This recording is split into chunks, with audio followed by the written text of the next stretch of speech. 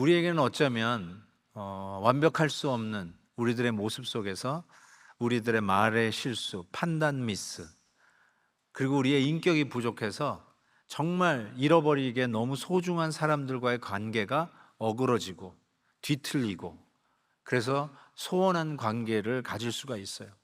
그것이 부부일 수도 있겠죠. 그리고 혈육, 피를 나눈 부모와 자식 간의 관계일 수도 있어요.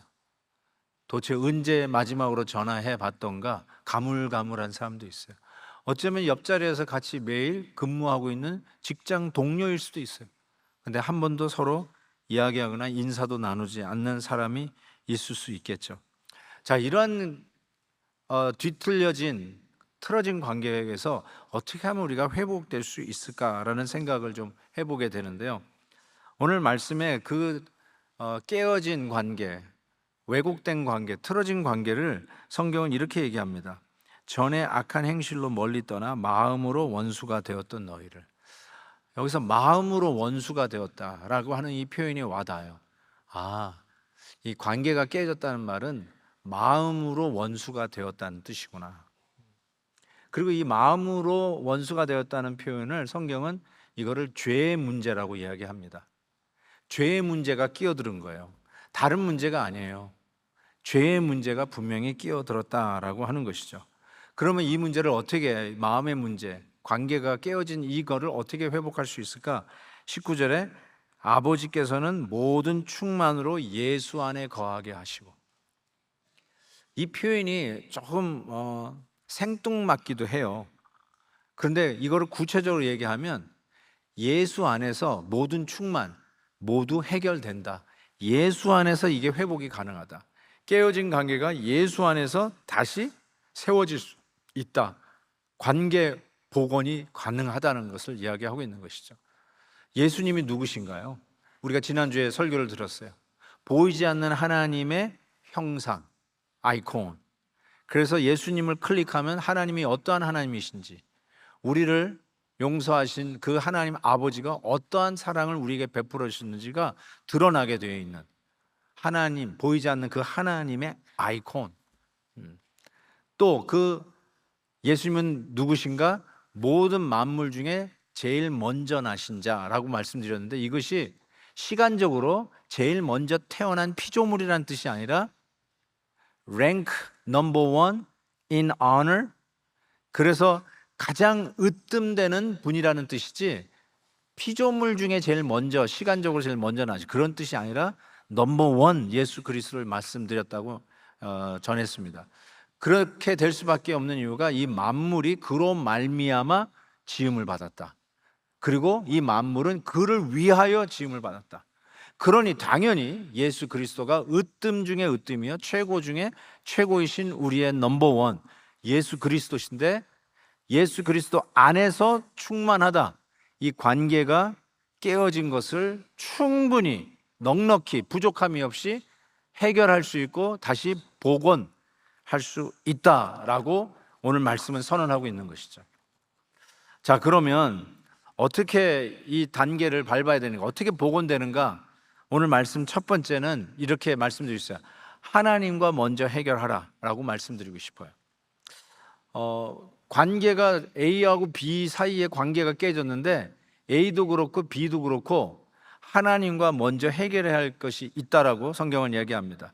20절에 보면 그의 십자가의 피로 화평을 이루사 만물 곧 땅에 있는 것들이나 하늘에 있는 것들이 그로 말미암아 자기와 화목하게 되기를 하면서 십자가의 피로 화평을 이루라고 이야기를 합니다. 모든 이 깨어진 관계는 죄의 문제가 있다라고 이야기합니다. 죄의 문제가 있기 때문에 반드시 하나님과 먼저 해결해야 됩니다. 죄는 하나님 앞에서 해결해야 될 문제예요. 우리는 근데 관계가 서로 깨어지면 서로 네 잘못이다, 네가 잘못했다, 네가 이렇게 했으니까 이 사단이 일어난 것이다 하고 서로를 향해서 공격을 하게 돼 있어요. 네 잘못이냐 내 잘못이냐 그거 가지고 서로 따지다 보니까 관계 회복을 할 수가 없어요. 그런데 일단 관계가 깨졌다는 것은 A와 B, 너와 나의 사이의 문제, 해결해야 될 문제이지만 그 전에 죄의 문제이기 때문에 하나님과 먼저 해결해야 되는 것이 그게 우선이고 그게 바른 절차고 어쩌면 그게 가장 중요한 것이라고 성경은 이야기하는 것입니다.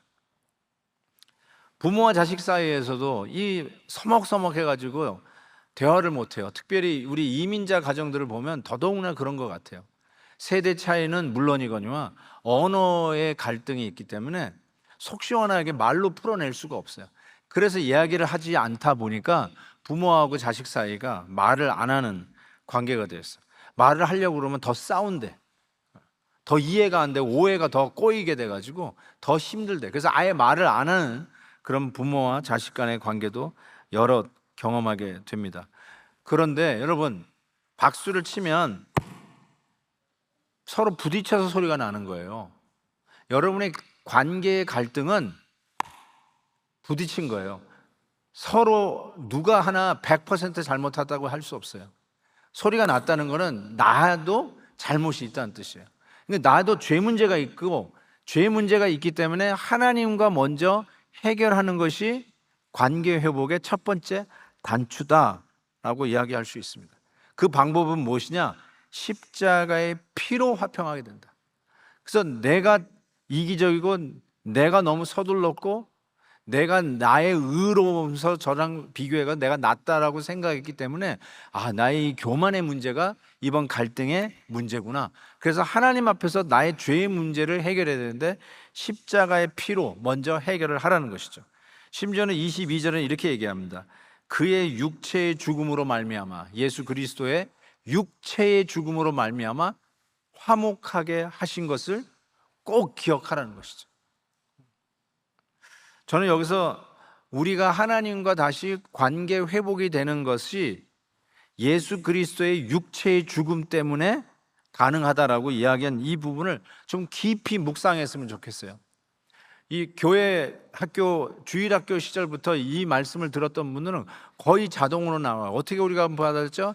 예수님이 우리를 위해서 십자가 지셨으므로, 믿음으로요. 이게 그냥 쉽게 나오는데 실은 아들의 죽음 위에서 저와 여러분이 하나님과 화목하게 되었다는 이 사실, 이걸 가지고 먼저 내 죄 문제를 하나님과 해결해야 된다는 것, 지금 그 이야기를 하고 있는 것이죠. 그러면서 이렇게 얘기해요. 20절에 보니까 그렇게 함으로 자기와 화목되기를 기뻐하셨다. 이걸 오해하시면 안 돼요. 아들의 죽음으로 하나님께서 죄 문제를 가지고 있는 우리와 화목하게 되는 것을 기뻐하셨대요.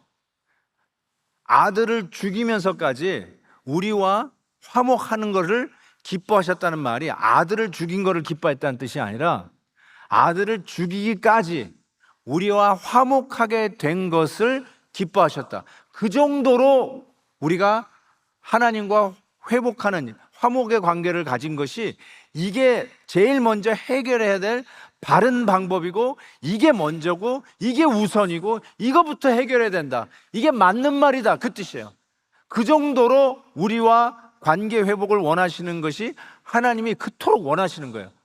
Over the death of his son, only begotten son, 예수 그리스도의 죽음 위에서 우리와 관계 회복을 하기를 원하시는 하나님의 간절함을 이렇게 표현하고 있는 것이. 그래서 에베소서 2장에도 이렇게 얘기했어요.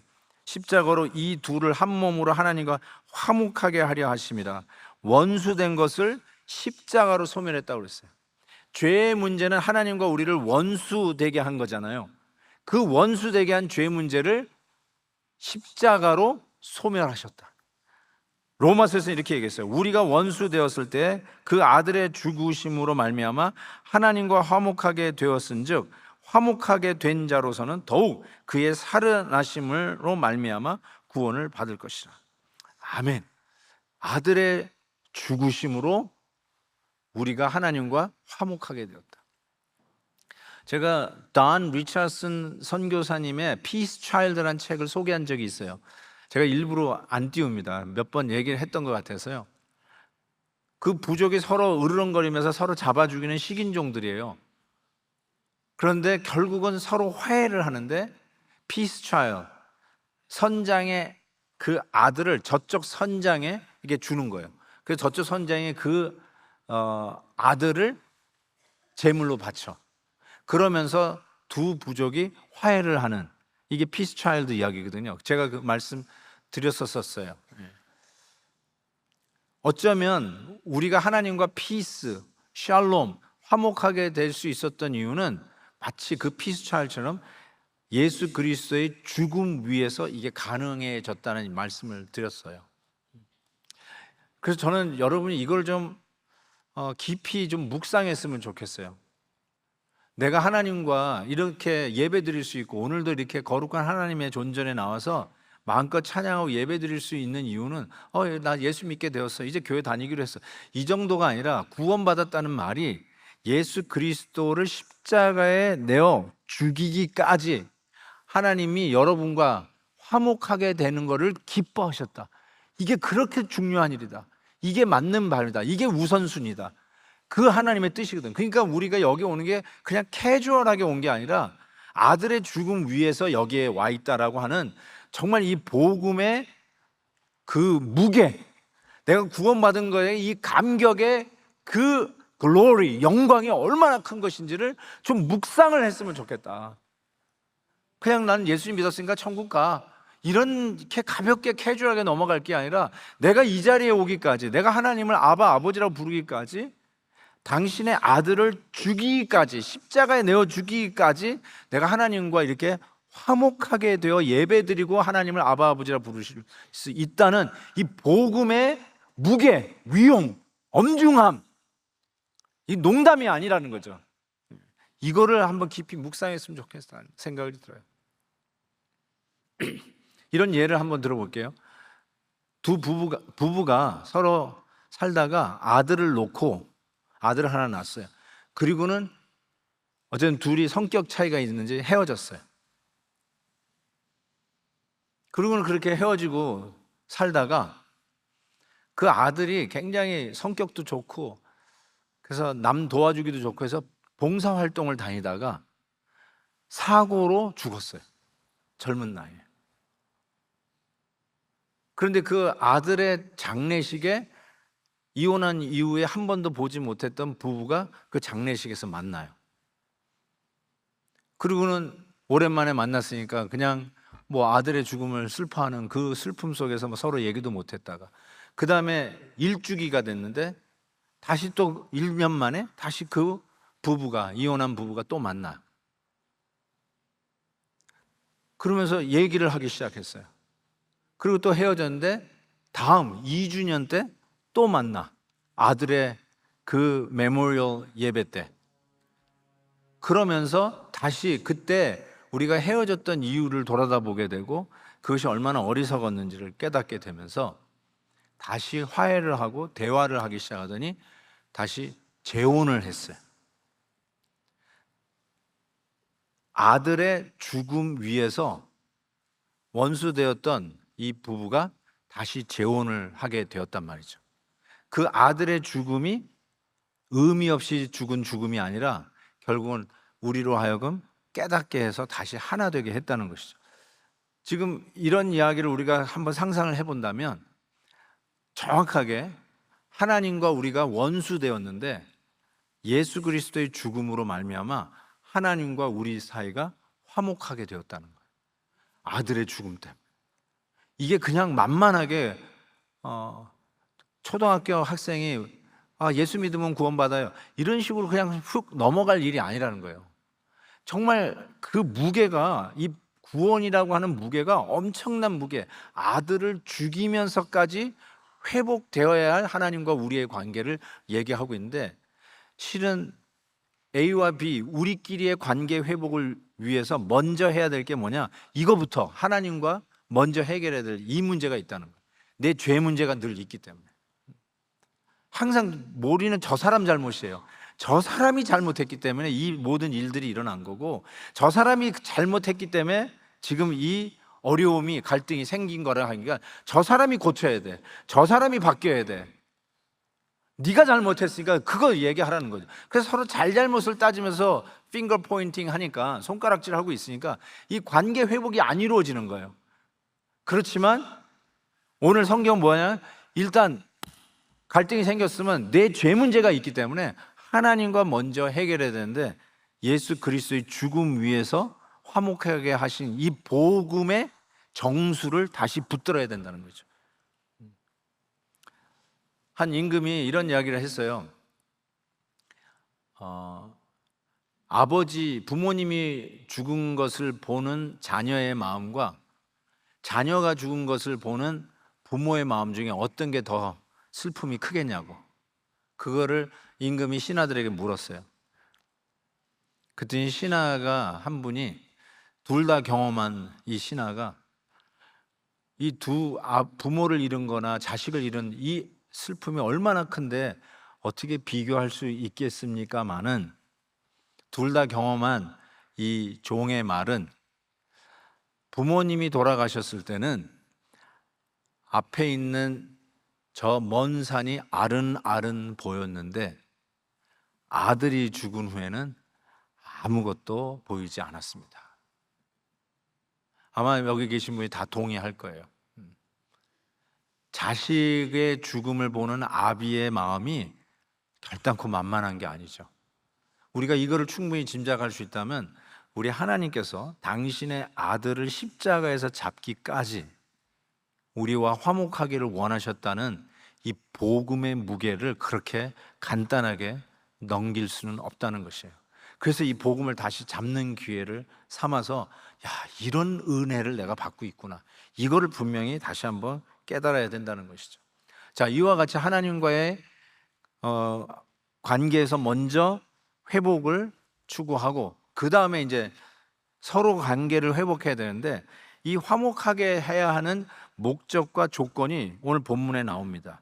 먼저 22절 보면요, 그의 육체의 죽음으로 말미암아 화목하게 하사, 이제는 하나님과 화목하게 됐으니까 우리끼리도 이제 화목해야 되는데, 이렇게 얘기하고 있어요. 그 화목의 목적이 뭐냐? 우리를, 잘 보세요, 거룩하고 흠없고 책망할 것이 없는 자로 하나님 앞에 세우고자 함이라. 이게 화목해야 할 목적이에요. 화목을 해야 돼요.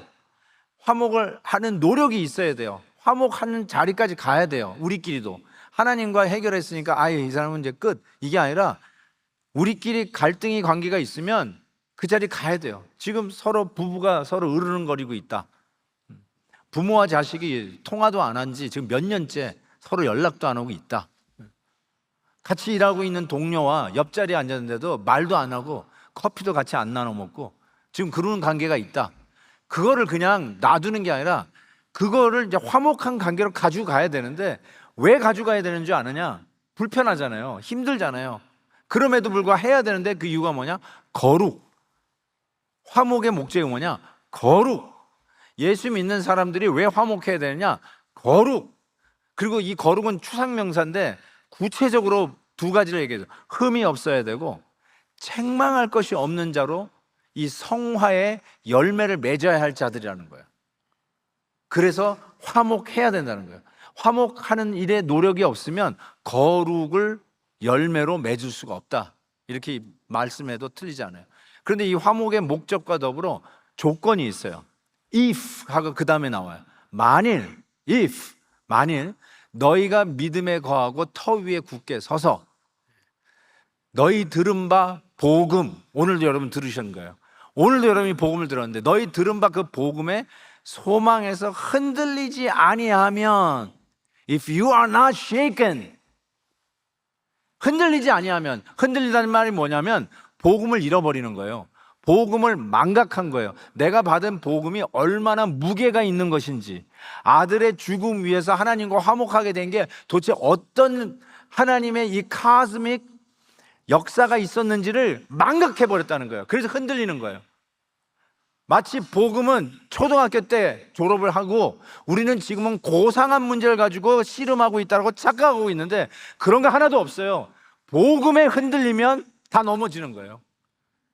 복음의 이 웨이트를 경솔하게 다루고 있다는 거예요. 복음이 이게 어떤 복음인데, 아들의 죽음 위에서 만난 거잖아요. 내 아들이 죽은 가운데서도 부부가 화합할 수 있다면 하나님의 아들을 십자가에 매달리기까지 우리를 화목하게 하신 이 복음의 무게를 생각한다면 우리가 이렇게 넘어갈 수가 없죠. 그 복음에 흔들리지 아니하면 우리가 새로운 골 세팅, 거룩이라고 하는 목표가 우리 앞에 딱 설정이 된다는 것이죠. 그래서 빌립보서에 이런 말씀이 있어요. 우리가 누구냐? 흠이 없고 순전하고 어그러지고 거스리는 세대의 가운데서 하나님의, 여보세요, 흠 없는 자녀로 세상에서 그들 가운데 빛들로 나타내며 하나님의 흠 없는 자녀로 우리가 부름을 받았다, 이렇게 얘기하고 있어요. 부름을 받았어요.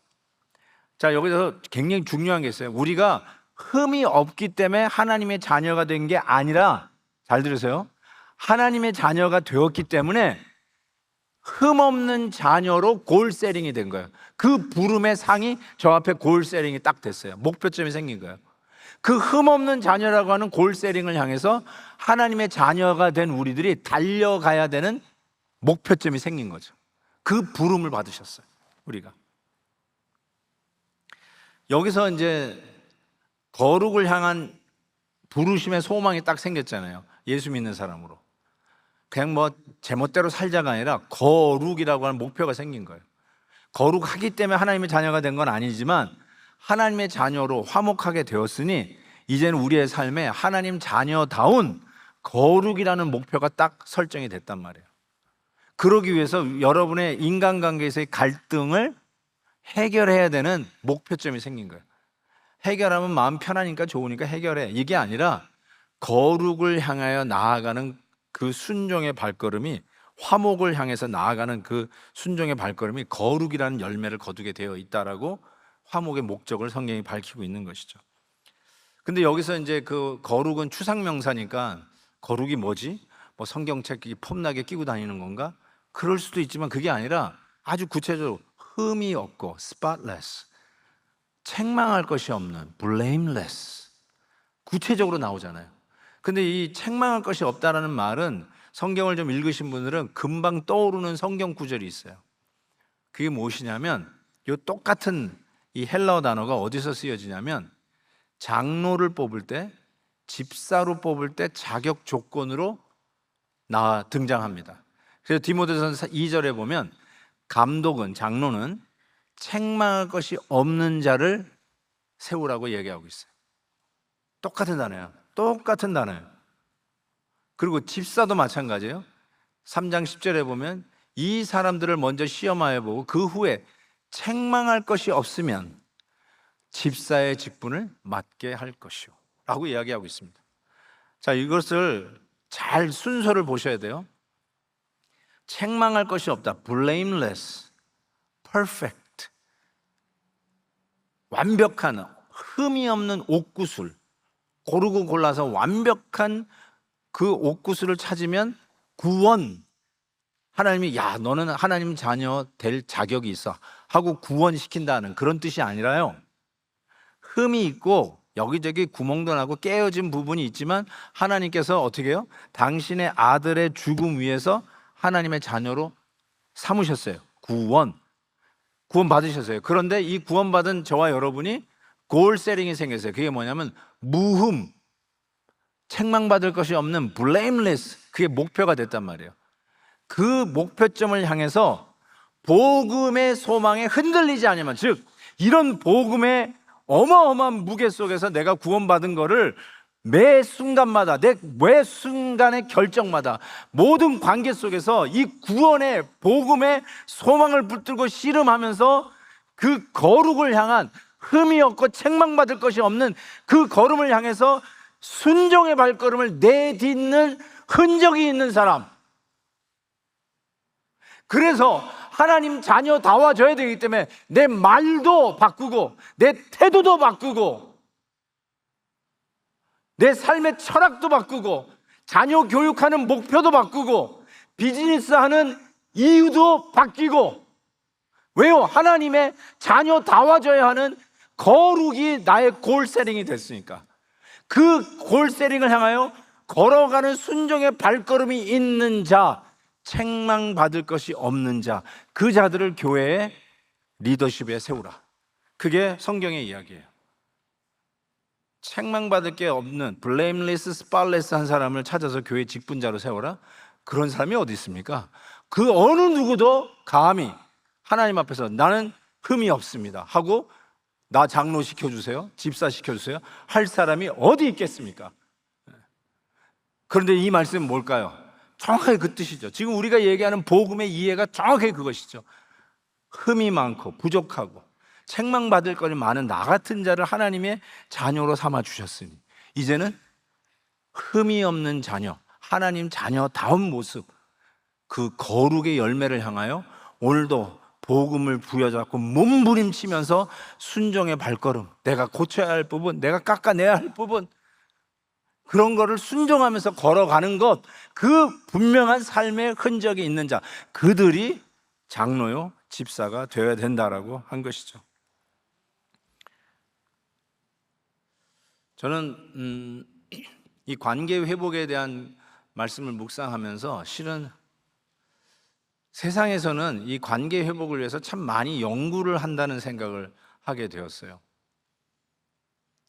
실은 관계가 틀어지면 얼마나 불편합니까? 사람들이 살기가, 입맛도 떨어지고.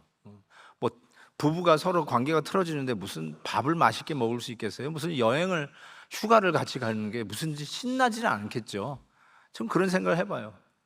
가끔 이렇게 가족들이 이렇게 패밀리 베케이션 가는 우리 성도님들 보는데 부모와 자식 사이에 대화도 끊겼으면 무슨 자식들 데리고 무슨 휴가를 갑니까? 무슨 그게 신나는 일이겠어요.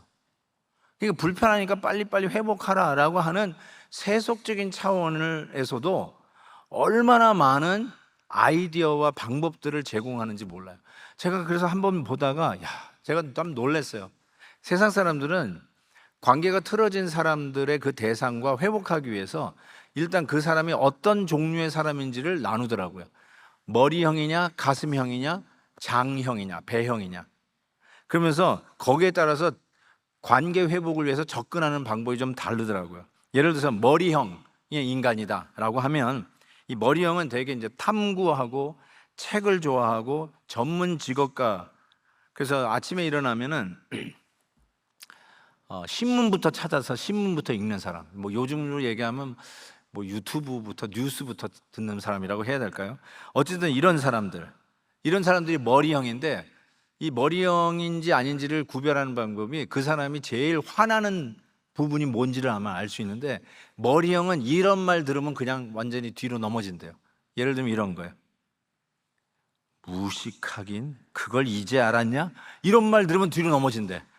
나름대로 자기는 공부를 하고 연구를 하는 스타일인데 무식하다는 말 들으면 뒤로 자빠진다는 거예요. 그러면 그 사람은 틀림없이 머리형이에요. 자, 여러분이 관계 회복을 위해서 노력해야 할 사람이 머리형이면 이렇게 접근하래요. 선생님 서점에 들렸다가 선생님 생각나서 책 한 권 사서 보냅니다. 신뢰가 안 됐으면 좋겠습니다. 항상 말없이 지켜봐 주셔서 감사드립니다. 그러니까 머리형에게는 책을 선물하면 마음의 문이 열리기 시작해요. 나 머리형이다. 오케이. 난 책 읽기 딱 질색이다. 그럼 머리형은 아니에요. 그래서 그 다음에 가슴형. 가슴형은 이게 주로 이 가슴이 뜨거운 사람들이에요. 막 이게 불쌍한 사람 그냥 지나치지 않는 사람들 있죠. 막 손발 걷어붙이고 가서 도와주고. 아마 예술가들이에요. 아티스트들. 신문보다는 영화 감상을 더 좋아하는 사람.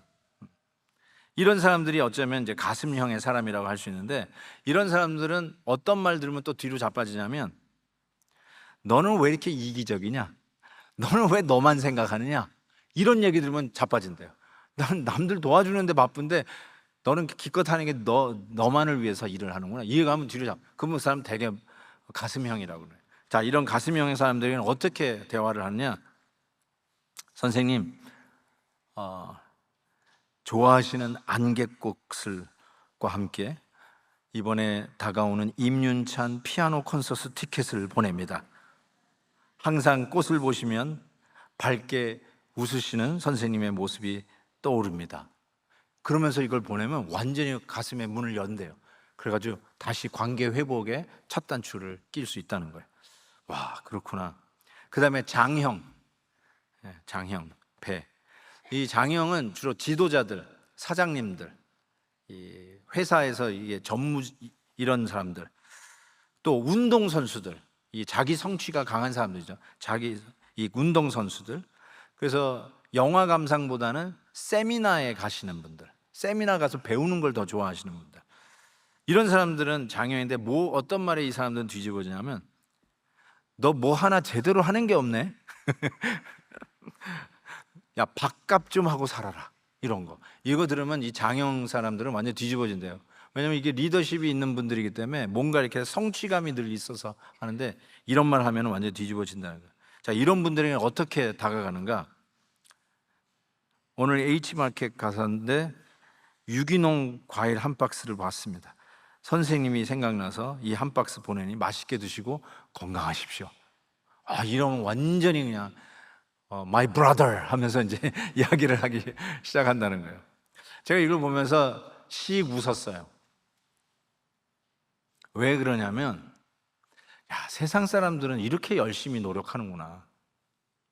관계가 불편하고 뭐 하나님의 거룩한 뭐 이 거룩 이런 목표 때문에 하라는 이런 말도 없는데도 이렇게 노력하는데, 우리 예수 믿는 사람들은 정말 노력을 안 하는구나.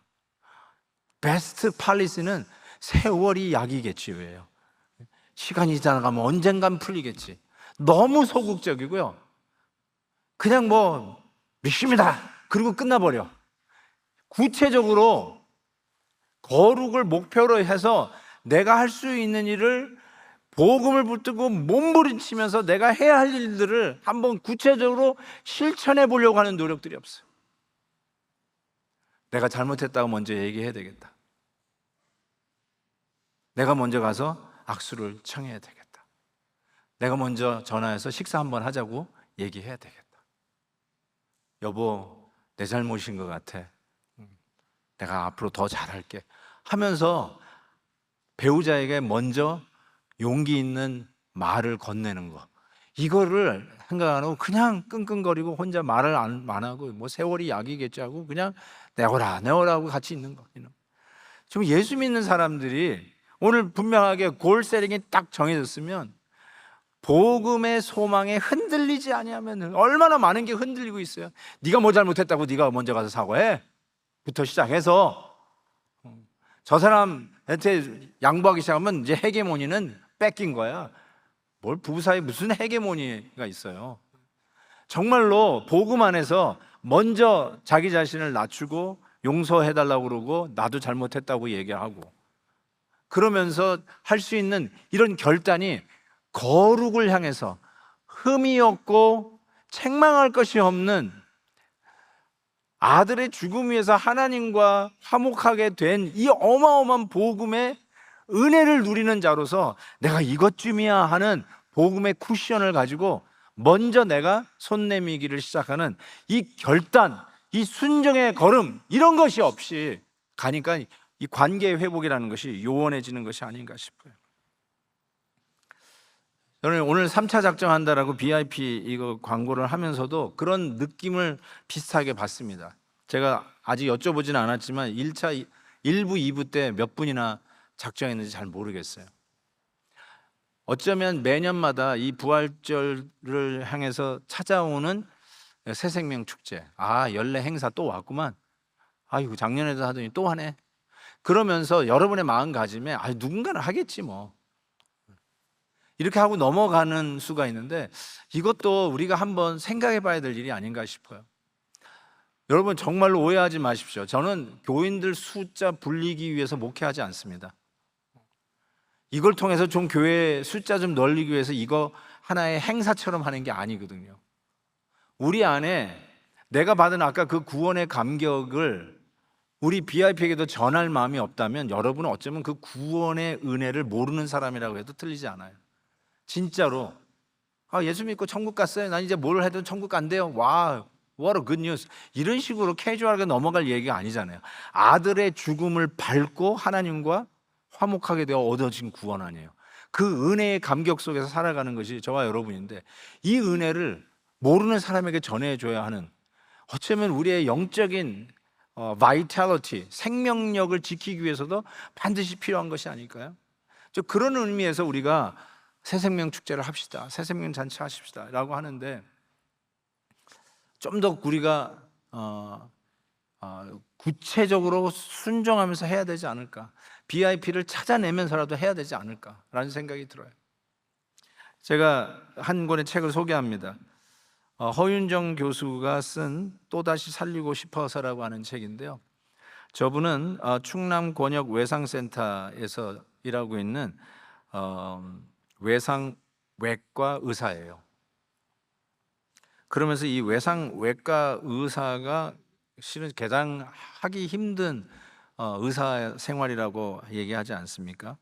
이분이 이 외상의과를 지원하게 된 이유를 자기가 서울대 분당 서울대병원에서 인턴을 하고 있어 수련 시절에 이국종 의사의 강연을 듣고 마음을 정했대요. 그 당시 이국종 이분이 아주대 의대 중증 외상 센터장으로 있었을 때라고 이야기합니다. 그러면서 나는 이제 외상외과에 지원을 한다라고 하는데 정말 중증이니까 그냥 생사를 들어오면서 죽어도 뭐 어쩌면 지극히 당연한 그런 환자들이 막 밀려 들어오는데 늘 죽음을 가까이 하고 있으니까 힘들지 않느냐고 하는 질문을 많이 받는다는 거예요.